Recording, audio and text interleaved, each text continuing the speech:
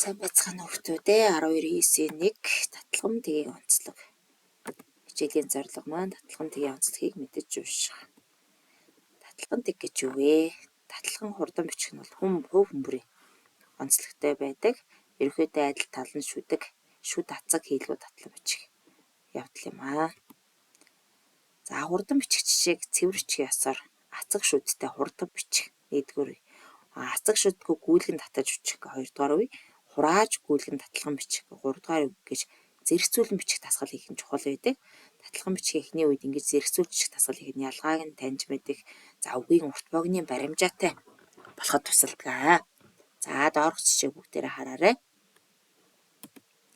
Үсэг бүхэн нуруутай байдаг тийм ээ. За үнэхээр үгийн урт богиныг үсгийн тоогоор баримжаа болгож нурууны урт богиныг тохируулж олцдог.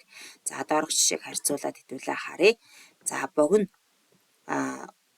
үедээ өгвөл одоо богино нуруутай гарах жишээ нэ гэсэн үг. За гүйлгэн бичгтээ бид нэр гүйлгэн татлахын бичгтээ хацаг шүдгөө бичдэг учраас өв богинос хандлагатай тул ерөнхийдөө үгийн хэмжээг нүдэн баримжаар маш сайн мэдэрдэг байвал ер нь хэрэгтэй. За аливаа үг нь хацаг шүднийхээ тоогоор урт богино байдаг. Жишээ нь доотлын хоёр үг бол нэг нь 4 шүдтэй 12 м зайцсан бол нөгөөх нь 7 шүдтэй 16 м зайцдаг жишээтэй. За иймэрхүү харьцаагаар бид нэг үгийн урт богиныг тохируулан бичиж болдог. За татлахын тийг өрн хизээ эрхэн хөвссөн юм бэ? За төрөн зур хийхэн зүйлийг одоо бичиж тэмдэглэж авах хэрэгцээнээс үүдээд татлан бичих хэм маяг бий болсон. Өөрөөр хэлбэл татлахын бичих нь хурдан бичих зүгтгэлээс үүсэлтэй тогтолцооны бичих гэж үзэж олно. Татлахын бичих нь хувь хөмбөрийн онцлогтой холбоотой байдаг. Татлан бичигт монгол бичгийн хамгийн их давтамжтай махад олох шүдийг хэмнэн даа нуруугаар орлуулдаг.